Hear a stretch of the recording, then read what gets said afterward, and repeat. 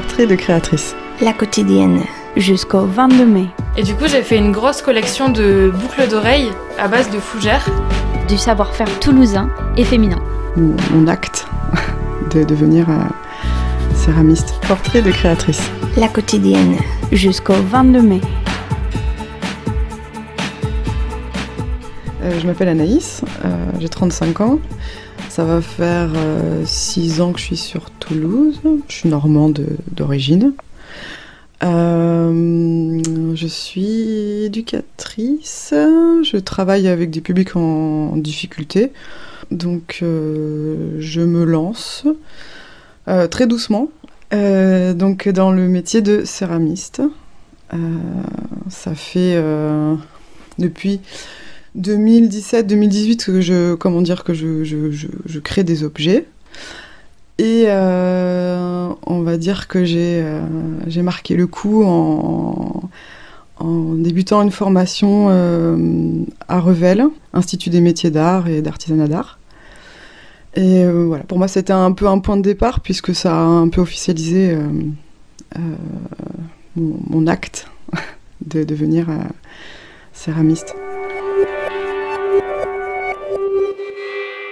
1968, c'est à ce moment-là que le taux d'activité professionnelle des femmes, en fait, se met à augmenter en France. Wow, le déclic de la céramique. Réellement, moi, ce qui m'a marqué, c'est adolescente. Comment dire, une amie de ma mère a ramené une petite statuette et en fait, c'est elle qui l'avait produite. Et j'ai trouvé ça superbe et je me suis dit, pourquoi j'essaierais pas d'en faire une moi aussi, et je me suis acheté un pain de terre. Donc pain de terre, c'est un bloc de terre, et j'ai modelé, et je me suis rendu compte que le temps passait très vite. Je passais des heures à modeler des petites têtes, des visages. Voilà, je me suis acheté des outils, un bouquin, et puis j'ai commencé comme ça.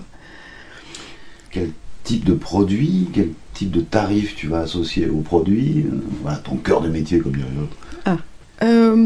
Donc pour l'instant, j'essaie de développer au maximum mes techniques, ma technique, pour pouvoir transmettre encore mieux.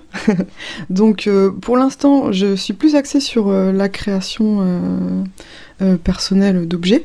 Et ensuite, j'aimerais vraiment développer des ateliers éducatifs ou des ateliers de loisirs créatifs. Et qu'est-ce que ça t'a apporté, donc, le petit plus dans l'expérience, donc, de monter ce projet ? Qu'est-ce que ça m'a appris de monter ce projet ?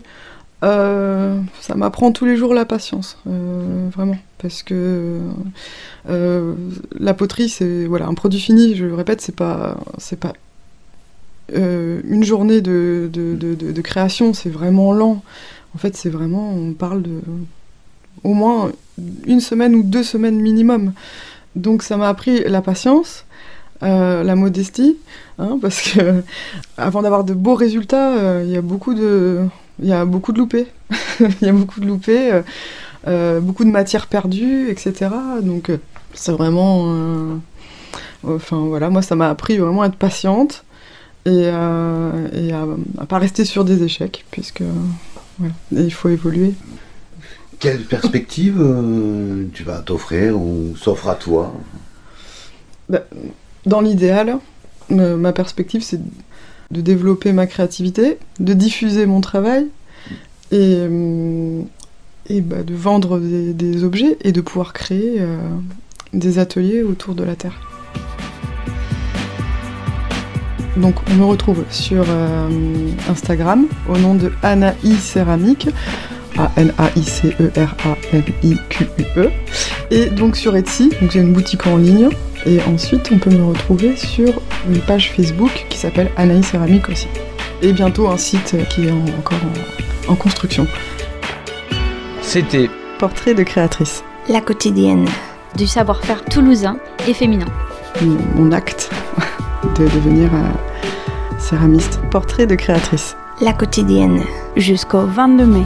Coproduction Parle avec elle et Radio Campus. Mai 2021.